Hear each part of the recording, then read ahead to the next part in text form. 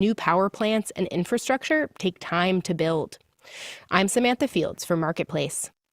Let's do the numbers. The S&P future is unchanged. The Dow future is down 23 points, less than 0.1%. The NASDAQ future is up 0.2%. The 10-year benchmark interest rate, a bit down this morning, 1.49%. The Biden administration has lost a round in federal court after a judge in Louisiana said the White House cannot, for now, block new oil and gas leases on federal property. Louisiana and 12 other states had sued to allow the leases to go forward. The court said the Biden people bypassed procedural steps required. The matter is still under review. The decision doesn't affect oil and gas leases on private land, which is most of the drilling. Marketplace Morning Report is supported by Intercom, the business messenger that uses chatbots, shared inboxes, apps, and more to streamline customer support for over 30,000 businesses. Now we're talking. Learn more at intercom.com/support. And by T-Mobile for Business, using unconventional thinking to open the door to new possibilities, dedicated to delivering network support and value without any trade-offs. T-Mobile.com/unconventional. Ahead of individual countries making final decisions in the coming days, European Union ambassadors today decided to put the U.S. on a list of countries that can send tourists. Specific destination countries can set their own rules for things like vaccination requirements. The BBC's Vishala Sripatma has more. It's expected only fully vaccinated travellers will be given the green light. The news comes as welcome relief to Europe's battered tourism industry. 36.5 million Americans visited the bloc in 2019, with Italy and France being particular favourites. International arrivals to the bloc dropped by 70% in 2020, devastating economies. The new rules are expected to take effect in a few days, although individual nations can still opt to demand a negative COVID-19 test or a period of quarantine. In London, I'm the BBC's Vishala Sripatma for Marketplace. For developments in workplace culture, innovation, markets, and the economy, there will be many throughout the day. May I recommend my colleague Kai Risdal's work in the evening? It's on many public radio stations, of course, or streamable from marketplace.org. I'm David Brancaccio with our morning report.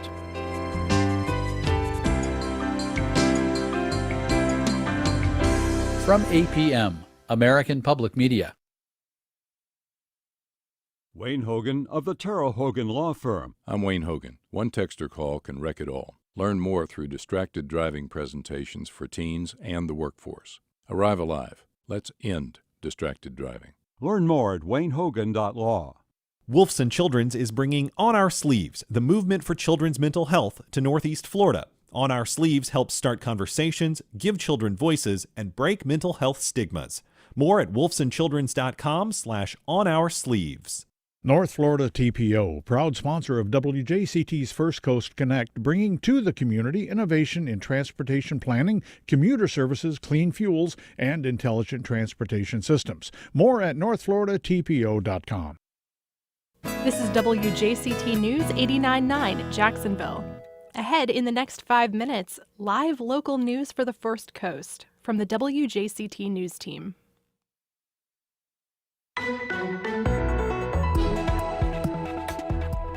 The fuss over Orange Crush. I'm Melissa Ross, and just ahead this hour on First Coast Connect, a look ahead to the Orange Crush Festival at the beaches this weekend and why some businesses are facing criticism for shutting their doors to the revelers. That's ahead, then later. They have refused to even read our Pride Proclamation for the month of June in front of an audience, which violates the Sunshine Laws, which violates the freedom of speech. A dispute over Pride Month has sparked a federal lawsuit in St. Johns County. A closer look and some good news for your week. It's all ahead.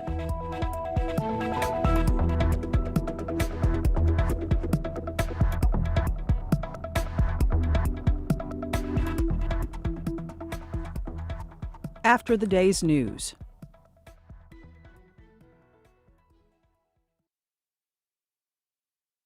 Live from NPR News in Washington, I'm Corva Coleman. President Biden and Russian President Vladimir Putin are meeting in Geneva, and their discussions are expected to last for several hours.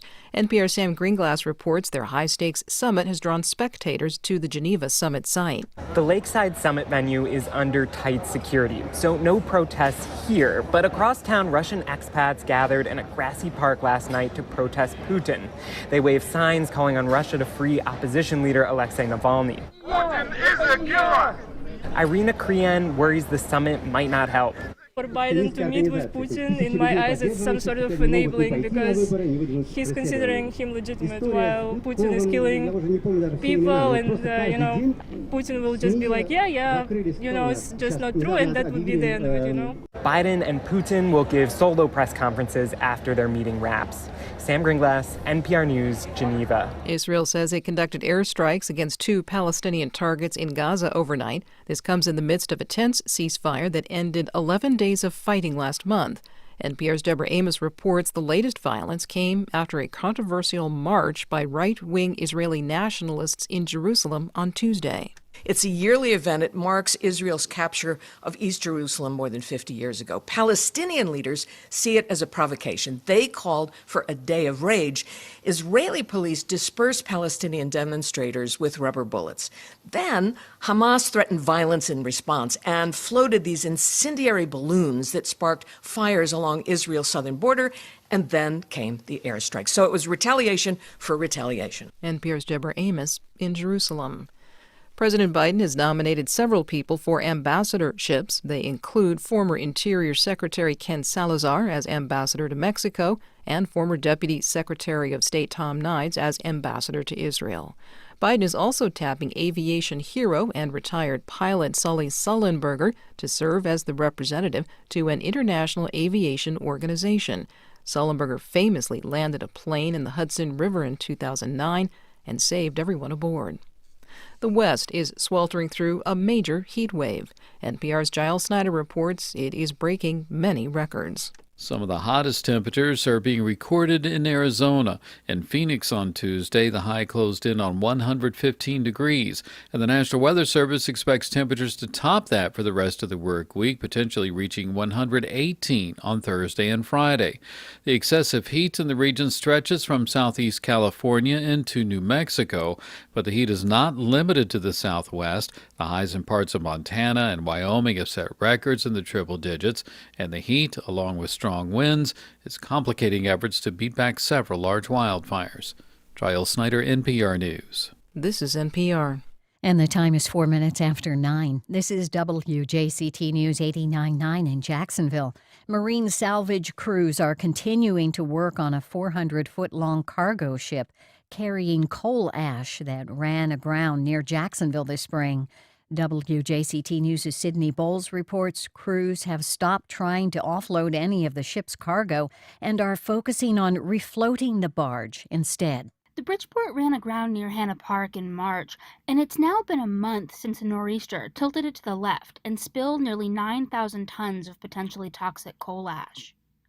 The ship was carrying a kind of processed ash that's a waste product from coal-fired power plants. The EPA doesn't regulate the material as hazardous waste, but marine biologists and naval engineers still have concerns about the environmental impact of the spill. Divers have found trace amounts of coal ash on the ocean floor, and a full environmental report is expected in the next few days. Sydney Bowles, WJCT News, 89.9.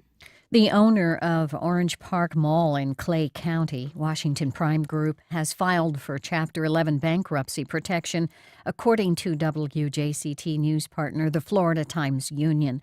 The Orange Park Mall opened in 1975 and today has about 120 retail tenants, including Belk and Dick's Sporting Goods, but it's been racking up debt as the COVID-19 pandemic accelerated the national slowdown of indoor mall shopping.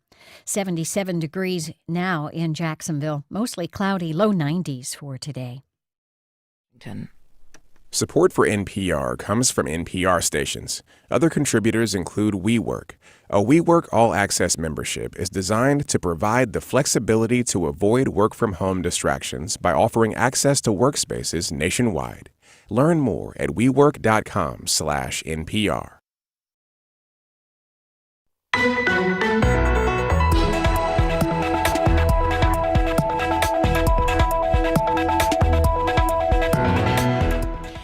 Festivals come to our beaches communities all the time.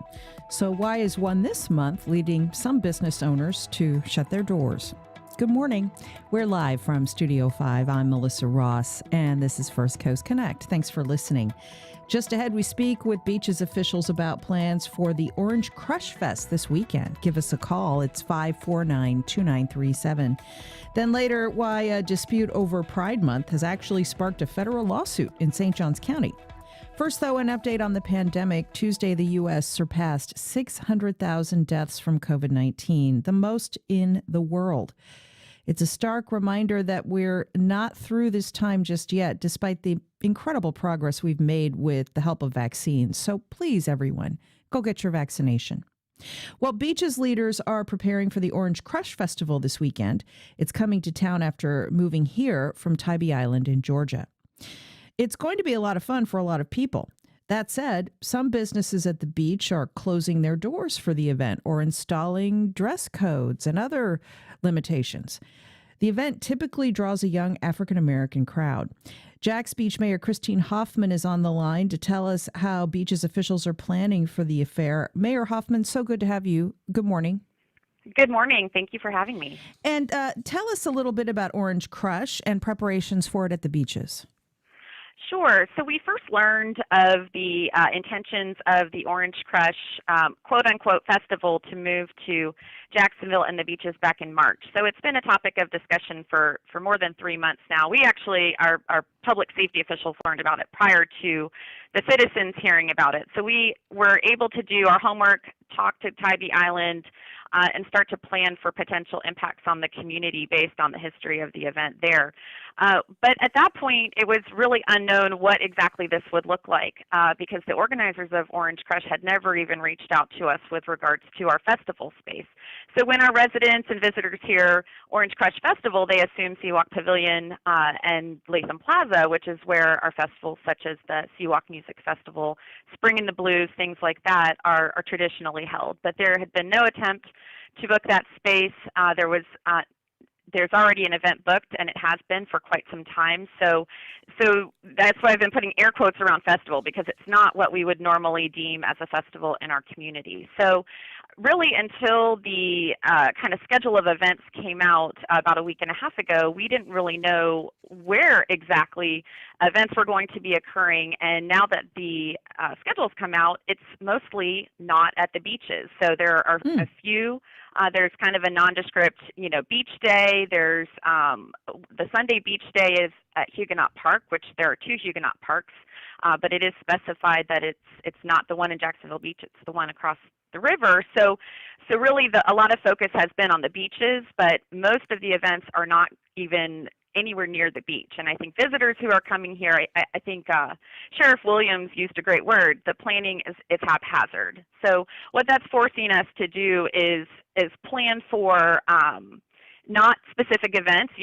When we have our traditional festivals, we know we have an organizer's name, we have an insurance policy, they have to hire police and fire, and we have accountability to the use of our public space. With this, since there is no public space booked, we don't have that same level of accountability or predictability. When we do 4th of July, we pull in a lot of mutual aid and other agencies to come help us out with traffic and crowds. So we're having to do all of those things because we don't exactly know what to expect out of this. I mentioned the Huguenot Beach Day. Anyone who is around here has been here for any length of time knows to try to get into Huguenot Park at 1 p.m. on a Sunday is going to be a challenge. So, if it were me and I get there and there's a long line, I'm heading out to the beach. So we just don't know how all of that's going to play out. So we're paying a lot of attention to it. We're keeping an eye on social media, on the Eventbrite page, and things like that, so we can try to anticipate traffic, crowds, any potential problems with regards to public safety. We want to make sure that we're prepared for that. The organizers say they've sold as many as 20,000 tickets to attend this 3-day festival in Jacksonville and at the beaches and in the city of Jacksonville. So it's certainly going to be popular. Now, as you mentioned, Mayor Hoffman, even though the majority of the action may not even be at Jax Beach, What's your reaction to some criticism that we've seen? Some businesses have decided to close their doors this weekend for Orange Crush or install a dress code or other sorts of limitations, maybe to keep a lid on crowds and rowdiness, what have you. Some have seen that as a racist move because the majority of the festival goers are African American, young African Americans looking to have a good time. What are your thoughts, Mayor Hoffman? Well, to go back to the number of 20,000, I have not seen that published by the organizers anywhere, nor would I necessarily believe that number.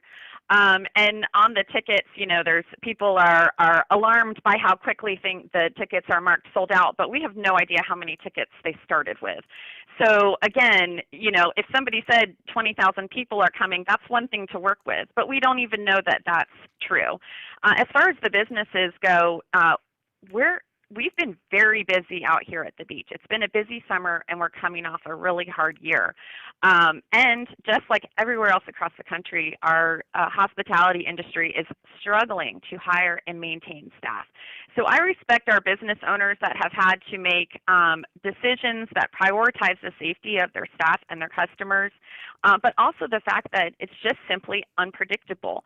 Will we have big crowds? We don't know. We think we probably will, but that's a lot of probablys there that our business owners are having to consider getting their staff to work. A lot of our employees out here don't live at the beach, so it's not, I can hop on my bike and ride down to the beach if I need to, but a lot of our employees are driving in. They're having to try to find parking just like everybody else. So our decision, I don't envy our business owners for those decisions that they have to make with regards to their staffing, with regards to their ordering. It's just that they have a lot of things they have to consider.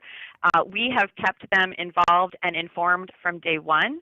And they have been very good about working together. And one thing I will say that has come out of us kind of bringing them together to keep them informed and talk to them is that our hospitality businesses, our bars and restaurants downtown have gotten together and they've organized a Monday beach cleanup. And it's only going to be bar and restaurant staff. I know citizens are hearing this right now, want to know how they can come out and help. This is a fellowship event for them to get together as an industry and clean up the beaches on Monday morning. And I'm really impressed to see that.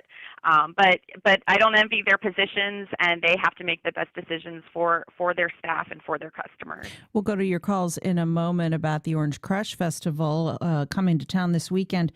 549-2937. Give us a call. We have learned that the festival, Mayor Hoffman, has come to Duval County after taking place on Tybee Island. That's the beach community near Savannah for years. The organizers say they came to Jacksonville due to civil rights violations and political injustices. What are your thoughts about that? Well, one of the big differences, one, Tybee's a much smaller community. Chatham County is a much smaller county than Duval County. So when we started comparing, the history of the event versus what we might anticipate here, one of the biggest differences that popped out to us is that Tybee Island allows open container. So when we were and that's a big difference when you're talking about, a party weekend at the beach, whether you can walk around with an open container of alcohol or not. And that's true all year for us. We always, across the three beaches, do not allow open container. We do not allow glass on the beach. So those are things that are true across the beaches. And we took the opportunity this year, very early on, prior to spring break, to compile all of those rules that are common across the three beaches. Things like walking on the dunes. And these are things, again, that we see all year round, particularly in the summer months, that we decided to remind our visitors and our residents about these common rules. So we worked with our hotels, we worked with, again, our bar and restaurants, we worked with Visit Jacksonville to make sure we were getting those rules out prior to spring break and really every weekend since and throughout the summer so that people know what to expect when they come here, because it is different from other beaches, even in Florida. So we want to make sure people were aware of that. These are the rules to come and have a safe, good time at our beaches, all three of our beaches communities. So we've been reiterating that since March, and we will continue to do that throughout the summer. She's Jacksonville Beach Mayor Christine Hoffman. Mayor Hoffman, another time we'll have you back to talk about discussions about maybe changing the name of Jacksonville Beach. That's a conversation we'll have to have another day, though. I would love to. Thank you so much for joining us. That's Christine Hoffman, Mayor at Jax Beach. Brittany Norris joins us now. She is the Mayor Pro Tem for Atlantic Beach and a city commissioner there. Commissioner Norris, good to have you on the show. Thank you, Melissa. It's good to be here. And we'll go to your calls in a moment for a discussion of Orange Crush coming to town this weekend. Give us a call, 549-2937. Commissioner Norris, our partner News4JAX is reporting today that JSO is making space in jails and asking for help from surrounding counties for the temporary housing of inmates to plan ahead in case they need to lock up a bunch of disorderly festival goers at Orange Crush this weekend.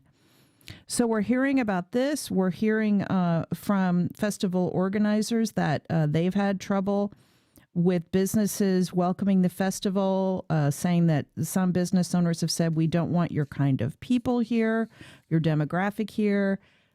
It's my understanding, and correct me if I'm wrong, that you're the only African-American office holder in the beaches communities.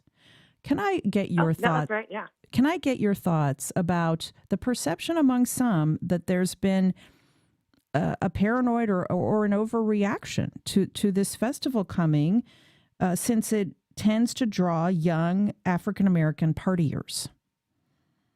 Yeah, and I've also seen some of the comments on Facebook. Unfortunately, there's a good group of people that haven't been too kind about this festival. Truth be told, though, this festival has left a specific legacy in Tybee Island. There's a reason that they were kind of pushed out. As far as the beach, as far as the opportunities there, I would argue that Orange Crush, its organizers and its attendees, weren't good stewards of what they had. So between that knowledge and then them coming to the beach, coming to our beaches, and not refusing, but at least not reaching out to work with with cities, with law enforcement, with local businesses and such. I mean, this event's kind of a moving target. We don't know what to expect. So for some of these reactions, I think they're valid. You spoke earlier saying that, what was it, 20,000 tickets or something have been sold, which I have not heard confirmed by the organizers. But if they're talking about bringing in that number of people to an event that historically hasn't been the best neighbor to its host city, I think we need to hope for the best, but also prepare for the worst, unfortunately. Right. And certainly at the beaches, all three communities, Jax Beach, Neptune Beach, Atlantic Beach, you have a lot of experience with this. Planning ahead for a lot of crowds. Exactly. Yeah. No, the communication and planning between our different law enforcement agencies has been spectacular. Between just even city staff and our elected officials has also been amazing. Again, we are, like I said, we're preparing for the worst, but we are definitely hoping for the best. And also with the list of events that just came out a couple weeks ago, their locations, as Mayor Hoffman said, they're across the city. They're across the ditch. And so we're hoping that that actually spreads out the festival and the festival attendees and sort of lessens the load on the beach cities. Jacksonville is a pretty decently large city. We are much bigger than Tybee. Yeah. So we're hoping that, too, also sort of diminishes any burden on any individual business or location. But again, we're hoping for the best. We're hoping that this is just a good, busy day for businesses, that they're able to make a lot of money and have a good time. But that, again, that nothing terrible happens. We're talking about the Orange Crush Festival coming to town this Juneteenth weekend. Beach days, vendor villages, parties at several clubs around the city. What are your questions? 549-2937. Barbara in Jacksonville. Hi, Barbara. Good morning. Hi, how are you? Great. Go ahead. I'm just calling in to say I've never heard of a city clearing out their jails and all of that in advance of a college kids coming into town. If these were white kids, all right, they drink, they party just as hard.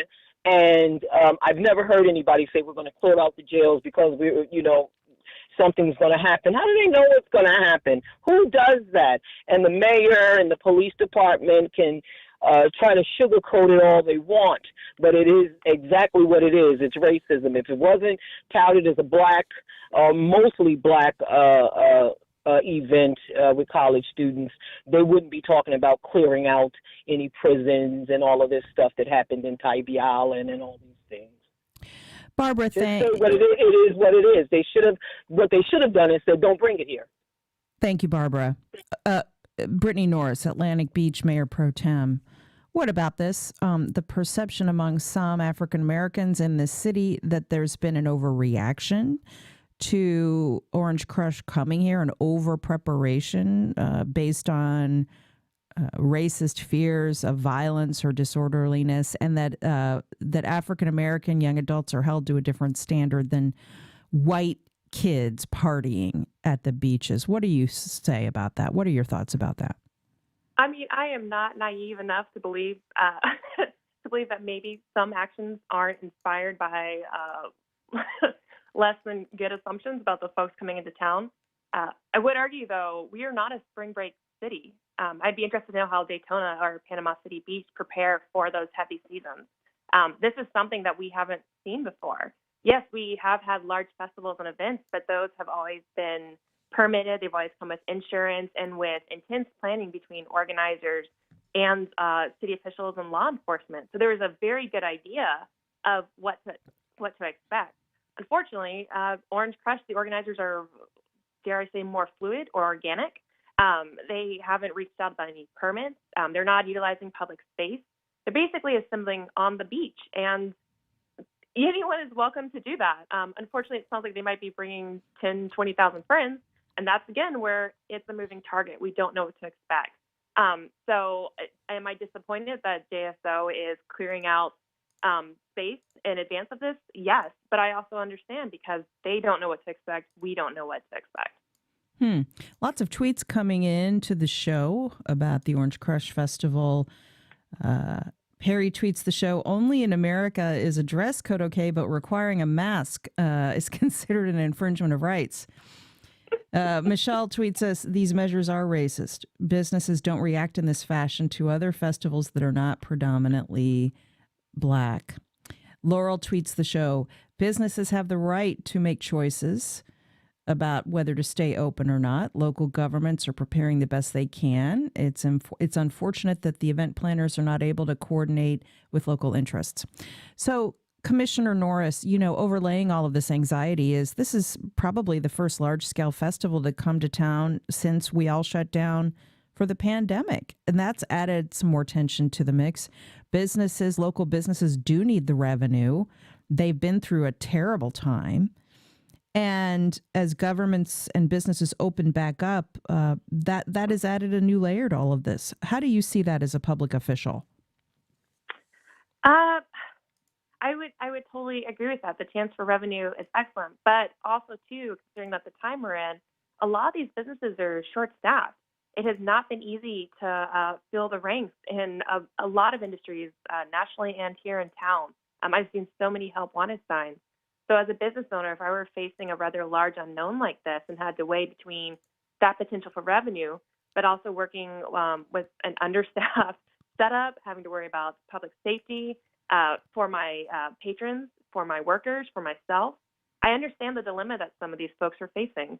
And I don't blame anyone for closing. I don't think it's racist. I do want to say I understand, yes, this is a black crowd that we are expecting at this event.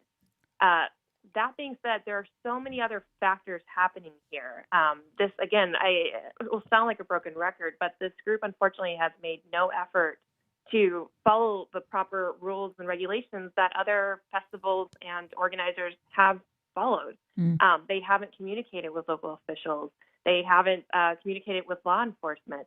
They haven't met the bare minimum that we expect from other folks holding events. How did you and all your other fellow public officials find out it was even coming to town if nobody reached out for permits and all of the things that are typically done?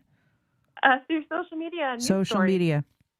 Yeah, we Okay. were at the same time that my citizens are finding out, I was also finding out. Actually, it was my folks are in Tybee. And my mom called because there was an article in Savannah. I'm sorry, they're in Savannah. So very close to Tybee, that's their beach. And so she called because there was an article in their local paper about Orange Crush coming here. And I think that happened before we even knew. So, yeah. 5492937. Mark in St. Augustine. Hi, Mark. Hey, good morning. Just want to say, your guest was talking about the history of this event in Tybee Island. And I think for a lot of people who are crying out or saying, hey, this is racist the way that the city is reacting to this festival here, I think they need to look at what the history of it was in Tybee Island and maybe how that festival was performed or conducted up there, and why did Tybee Island not welcome them back? And so with that in mind, I certainly understand the skepticism of some to open up their arms and say, hey, bring 20,000 people down here. If it was a well-organized festival and they had worked with local, city officials, municipalities, all that good stuff, I'd welcome them with open arms and say, have a great time.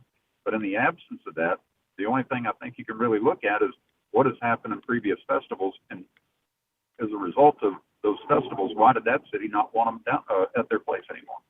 Thanks, Mark. Commissioner Norris, you mentioned you have relatives up on Tybee Island. I do, yeah. So my folks, they live in Savannah. Tybee is their beach of choice. And they, a few years back, they happened to go to Tybee the day after Orange Crush had left. And it was not a good situation. So I know from news stories from literally my own family that in the past, this group, this event has not been a great news, unfortunately, for the host city. So again, do you mean just leaving a lot of mess? I mean, the beach unfortunately was literally trashed. But doesn't that happen with a lot of festivals? I mean, 4th of July at the beaches in Jacksonville, doesn't that trash the beach too?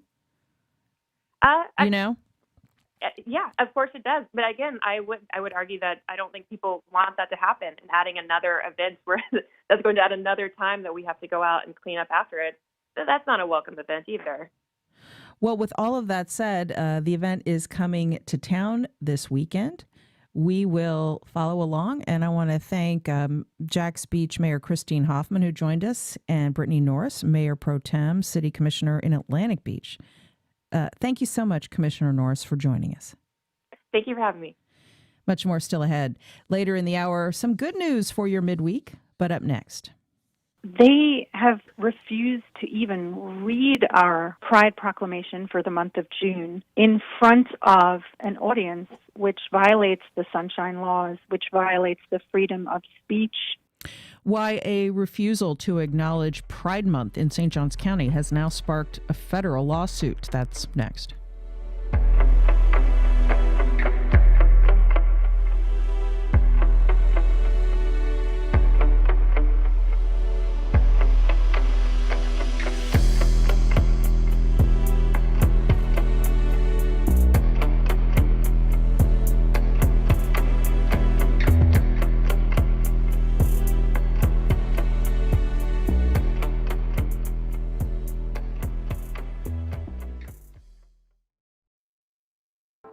Northeast Florida artists are making noise that's reverberating across the country, and the Jacksonville Music Experience is your ticket to the local scene. Music reviews, curated playlists, music history, concert recommendations, and profiles of local artists, all put together by our team of local contributors.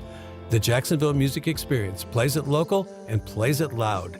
Visit jaxmusic.org to read and hear more.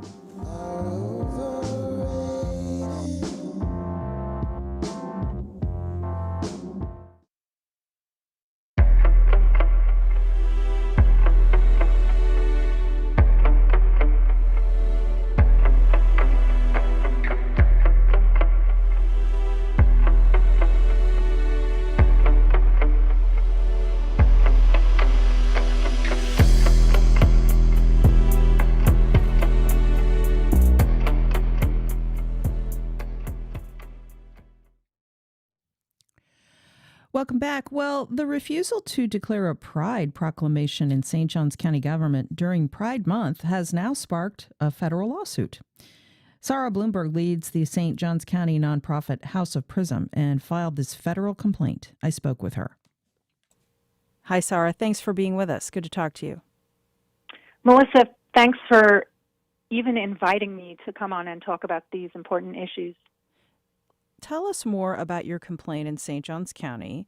You have filed suit during Pride Month against the St. Johns County Commission Chairman Jeremiah Ray Blocker and the county itself. You say they're violating Sunshine Law and federal constitutional rights over a refusal to do a declaration around Pride Month. What does your complaint allege?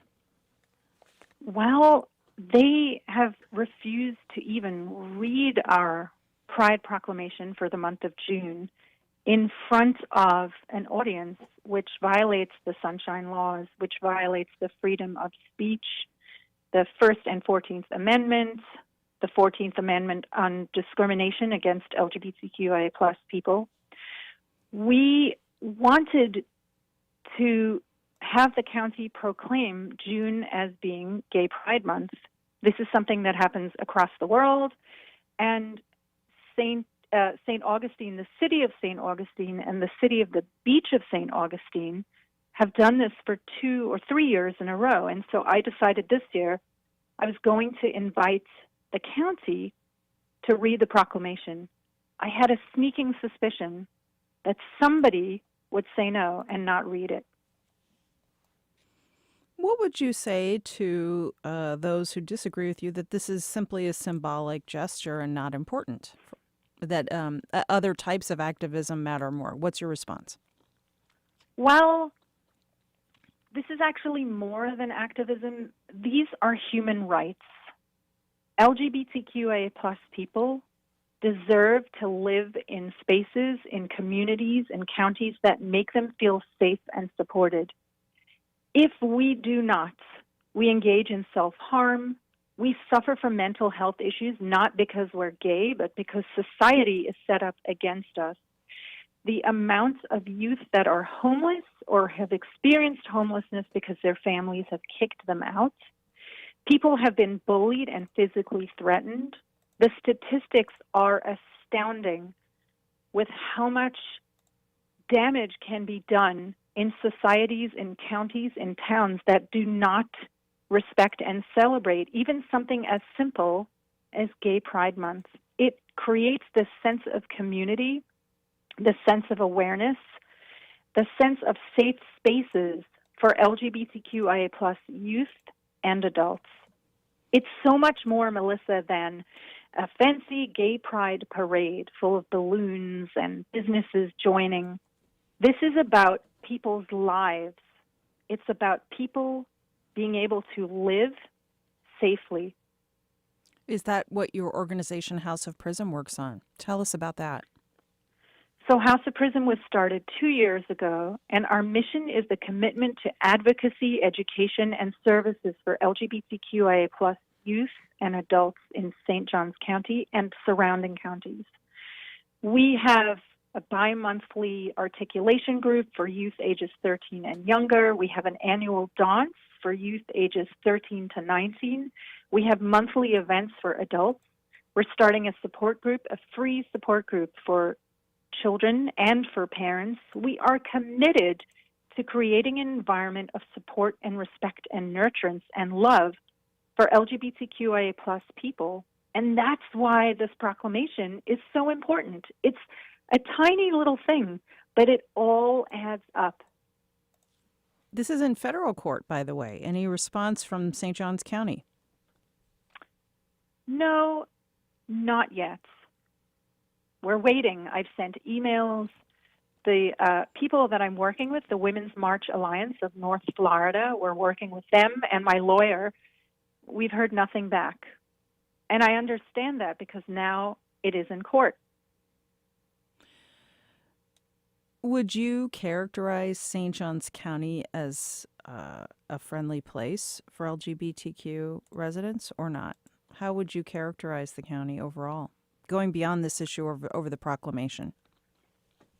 So I have to be honest, my wife and I moved here from New York City, which is the mecca for LGBTQIA+ people. We're not just celebrated in June, but LGBTQIA+ people are recognized and celebrated and uplifted throughout the year. My wife and I moved here from Brooklyn, New York, and saw this lack of anything LGBTQIA plus. So we started a monthly meetup, which meets at Barley Republic the third Friday of the month. And then I started House Prism with some friends because this county, this town is so unsupportive of LGBTQIA plus people. There are no safe spaces. Well, there are now. But there was nowhere that people could go to feel safe, to feel recognized. No community existed publicly. And this is why this work is so important. Sarah Bloomberg of House of Prism in St. Johns County. We'll follow this case. Thanks for being with us. Thank you very much. Have a great day.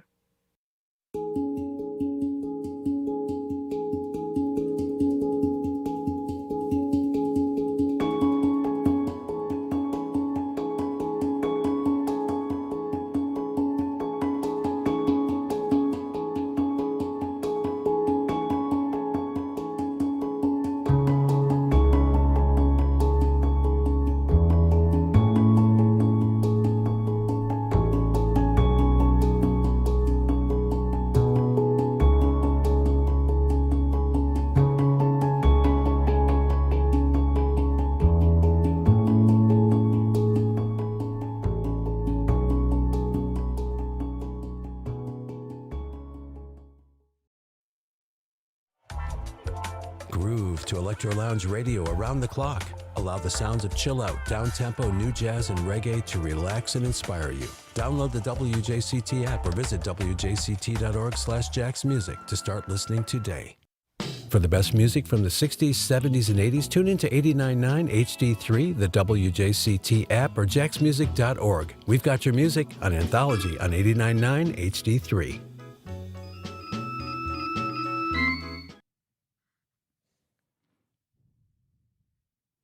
Welcome back. Well, Volunteers in Medicine is picking up stakes and looking for a new location.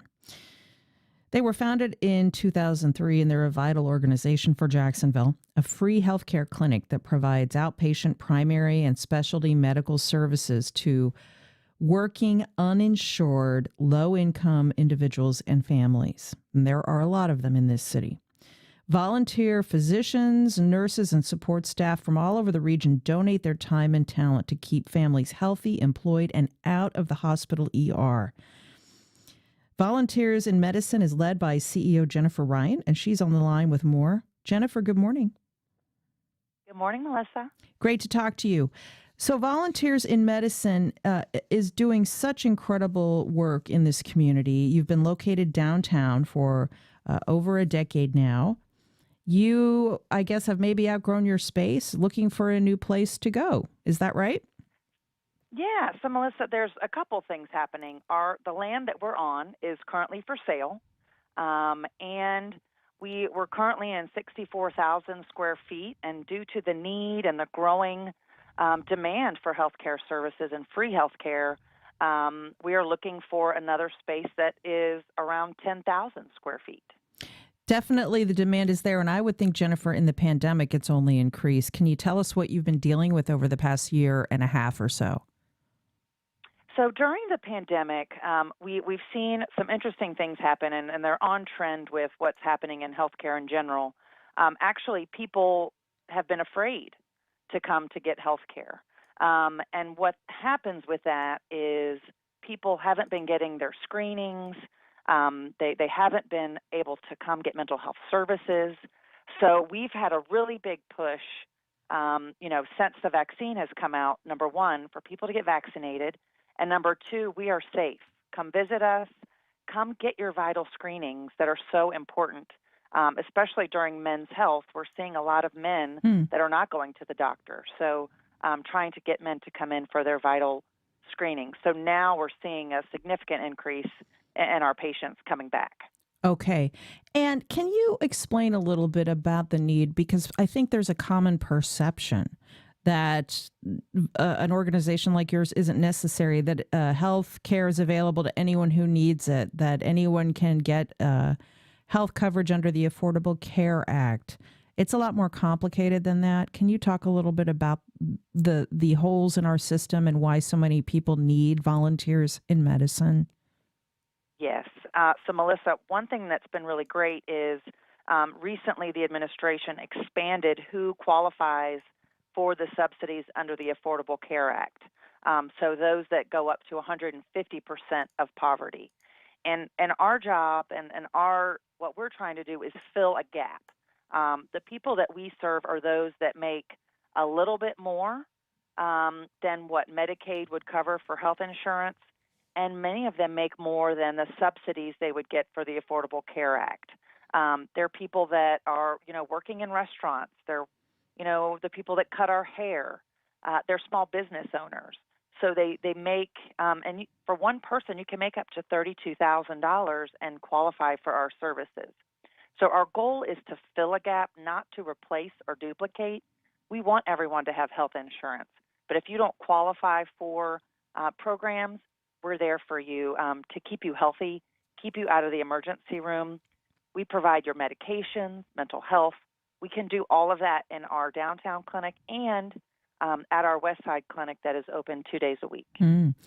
And, it's really incredible, too. Let's give thanks to the volunteer doctors and nurses and other staff who volunteer their time to give health care to your clients. You have dozens of medical professionals who just give of their time to volunteers in medicine. Can you talk about that aspect of the organization? Melissa, I'm amazed every day at the generosity of our medical community. So we have 250 volunteers a month that volunteer their time here, and that's not just the physicians and nurses. It's people that work our front desk. But what's really neat about our volunteer physicians and nurses is you would immediately think it's just those that are retired. And we do get a lot of retired physicians and nurses who are very passionate about helping people, and so they want to continue their practice, keep their license, and continue practicing without the burden of insurance reimbursement. But I'm mostly amazed at those that are still working. I mean, we have doctors at Baptist, UF Health, Mayo, Memorial. They are still working, and they still want to give back and help and volunteer, and they love it. I hear continuously the patients are so appreciative. They're so thankful.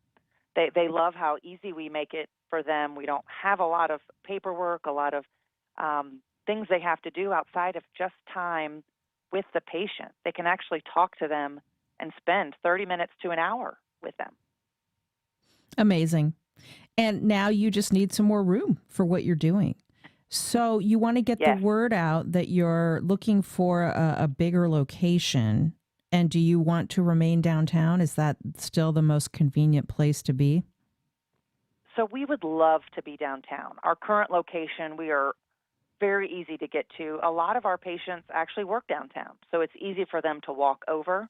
But we recognize, number one, there's not a lot of places you can either own or rent downtown with adequate parking. That's one of the nice things we provide for our patients and volunteers is parking. The other thing is being easily accessible. So we don't want to be in a building where someone has to show an ID or there's security. We originally were looking in La Villa. There's kind of a medical hub occurring over in La Villa, so that's our dream area. So we're looking at opportunities there, but also just within 5 miles. A lot of our patients do drive, but being convenient to a bus route for those that do need to take the bus or public transportation. So staying within 5 miles of downtown. Our patients live all over, and we don't just serve Duval County. You can live anywhere in Northeast Florida and even Southeast Georgia and come to our services. So we've kept our mind open, just looking at opportunities, and we're very thankful to the Salvation Army. They've been wonderful to work with, but we know that we've kind of known that it was coming. So we've got about 1 year we've got a couple months we need to make a decision, and then within a year, I think we'll actually physically need to be moving into a location. You know, in the pandemic, the commercial real estate business has taken a really bad hit, like so many other businesses, Jennifer. Everywhere I go downtown and other neighborhoods, I see signs for lease, for rent. I would think you'd have your pick of places to go right now. So we're actually working with an agent who's helping us look at opportunities to lease. So you're right, Melissa, there are a lot. It would be great if we were just moving offices. But with us, we come with a lot of needs. With the clinic, you've got, every room needs to have a sink, all of your exam rooms. So finding a place that will allow us to do that, but also, as someone that is very conscious of how we spend our money and what we spend our money on, making sure that what we pay in rent allows us to still have the bulk of the money that we raise to go towards patient care. So it's finding that balance of what's affordable and what aligns with our mission and what we're trying to do to serve the community in healthcare. I see. So, maybe not as easy as it might seem. So you're really trying to get the word out to the commercial real estate owners, businesses, and property owners who might not have heard about your efforts, which is why you're on the air today. That's who this message is targeted to. Is that right? Yes. I want to make sure that we've exhausted all options. So, we've let our volunteers know, we've let our donors know, and so now the next step is to let the community know, just so when we do finally pick a place, we've looked at all of our options, and we're also talking with other community nonprofits and trying to how great would it be? We've got the DuPont Center downtown where we have all the nonprofit kind of administrative functions, but how neat would it be if there was a place for nonprofit service providers?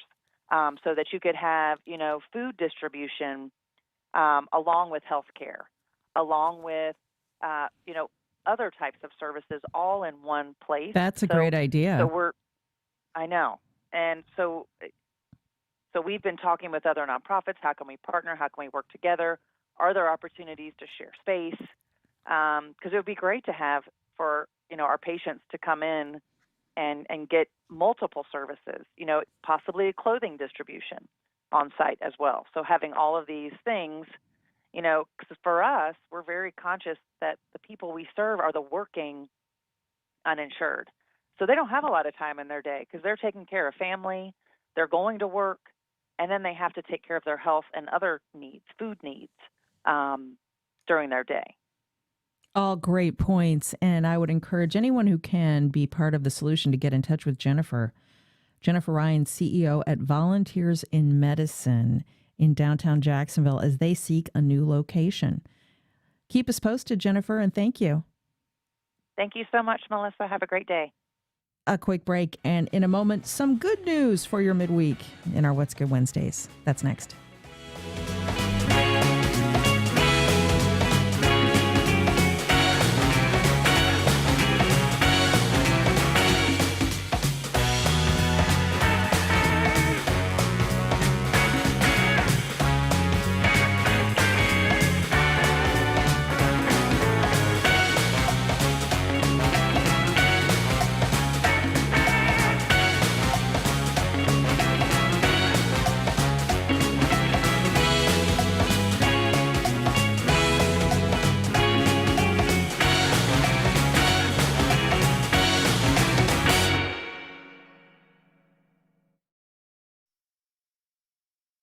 Congaree & Penn, dedicated to agriculture and culinary endeavors, offering field-to-fork dining and outdoor experiences on over 300 acres. Sip, dine, explore. Information at congareeandpenn.com. Announcing Vickers Landing at Oak Bridge, bridging retirees with an all-new Ponte Vedra Beach community, featuring new homes, a resort lifestyle, and a life plan for every stage of aging. Information at vickerslanding.com. I'm Tanya Mosley. I'm Robin Young. Presidents Biden and Putin meet in Geneva with relations between the U.S. and Russia at a post-Cold War low. Election interference, cyber attacks, the Kremlin jailing opposition leader Alexei Navalny. We'll have the latest on their discussions. Next time, Here and Now. Today at 1 on WJCT News 89.9.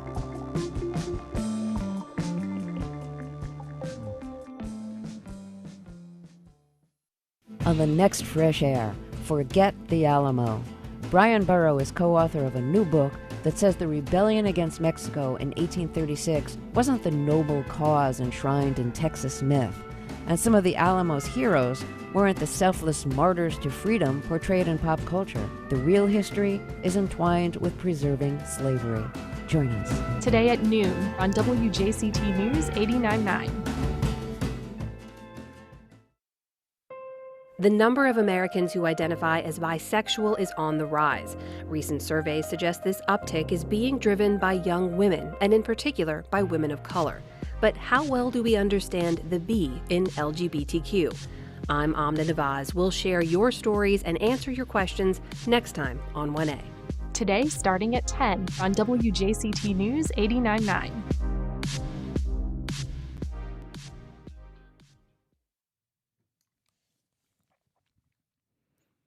Welcome back. Well, a champion speller leads off our What's Good Wednesdays today.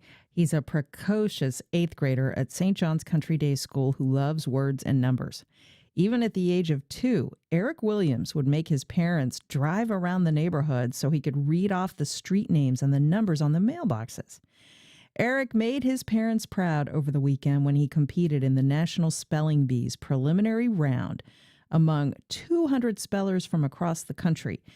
And the competition is officially heating up. 3 of Florida's 8 original spellers made it to this week's quarterfinals. So congrats, Eric Williams, to you.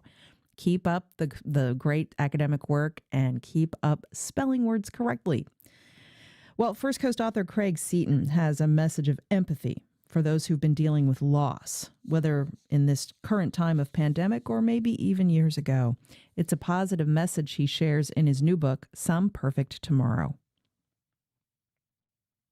It's actually 34 short stories of families that I've helped through grief and loss and death and burials and headstones and memorial services for the last 20 years. And it's meant to give people an idea of just how people go through loss, and so they can empathize with others that are going through it. What a timely gift that message is for so many. Pick up Craig's new book wherever books are sold. Again, it's called Some Perfect Tomorrow. TIAA Bank and the Jacksonville Jaguars are teaming up again to offer fans the opportunity to honor those making a difference here on the First Coast. The 2021 TIAA Bank Community Champion Challenge will recognize exceptional individuals who are making a lasting impact by giving their time and energy to empower those who need it most. From now through July 9th, you can nominate a community champion. Go to TIAAbank.com/community champion and do it today. TIAA Bank will contribute $1,000 to the charity of each community champion's choice. And each champion and the person who nominated them will receive VIP tickets to see a Jaguars home game from the field, and they'll have their story told during the game on the big screens. Pretty cool. So check it out at TIAA Bank's website and nominate someone deserving today. Well, after going virtual during the pandemic, some good news for St. Johns County. The St. Augustine Music Festival is back on this Saturday at the St. Augustine Amphitheater. Now, this is a free concert, so we really need to go check it out. And there is a special focus on Juneteenth happening this weekend. I got a preview from the festival artistic director, Jorge Pena. We're still going to have the amphitheater as well as the Basilica, Cathedral Basilica of St. Augustine. We actually, this year, we're going to start with a very special date in mind, which is the June 19th. And that happens to be a very special date for the African American communities, the Juneteenth celebration. And it's going to be focused a lot on the collaboration with the Ritz Chamber Players. And we're going to bring a lot of diversity aspect into SAM for this year. Check it all out and enjoy the music. Go to samfestival.org for all of the lineup information. Well, with social distancing mainly in the rearview mirror, one of the city's biggest monthly events for gearheads out there is returning and teaming up with North America's largest monthly car show. Jacksonville Cars and Coffee is relaunching July 10th at the Avenues Mall as the inaugural edition of Caffeine and Octane Jacksonville. They're pairing up with the organizers of suburban Atlanta's Caffeine and Octane. That's billed as the nation's largest monthly car show. There's going even to be a special event called 904 Octane. That car show will have its inaugural edition at WJCT Public Media in September. Now, this brand has become so big, it's spawned a TV show on NBC Sports, and they might be filming some episodes here in our area. The Jacksonville event will celebrate local and national military vehicles with a dedicated parking and display area. This whole thing is really going to be so much fun for anyone who loves cars and automotive stuff. You can check it all out at our website at wjct.org. And one more festival to tell you about. Don't miss Bluegrass Beer and Barbecue this Saturday downtown at James Weldon Johnson Park. Everything from baby back ribs to corn on the cob will be served up by the city's best food trucks. You can knock back a few cold ones from champion brands. Inc-featured breweries like Intuition Ale Works, Sierra Nevada, and White Claw.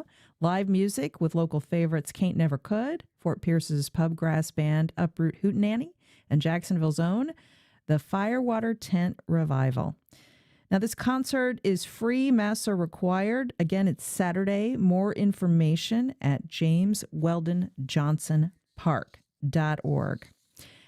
And if you've got a tasty item to add to our weekly menu of good news, email us at firstcoastconnect@wjct.org and sign up for our What's Good Wednesdays e-newsletter right on our website. It goes out later today.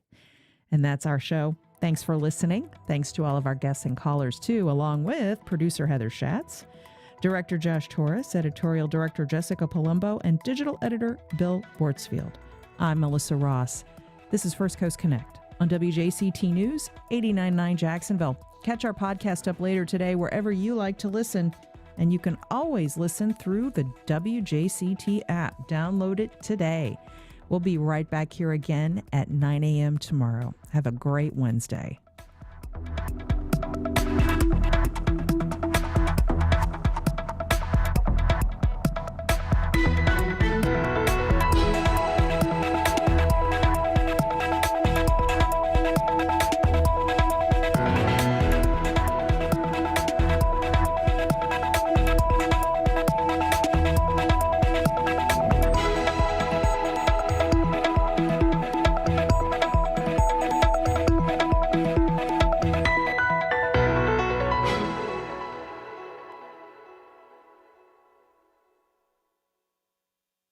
Support for First Coast Connect is provided by Baptist Health and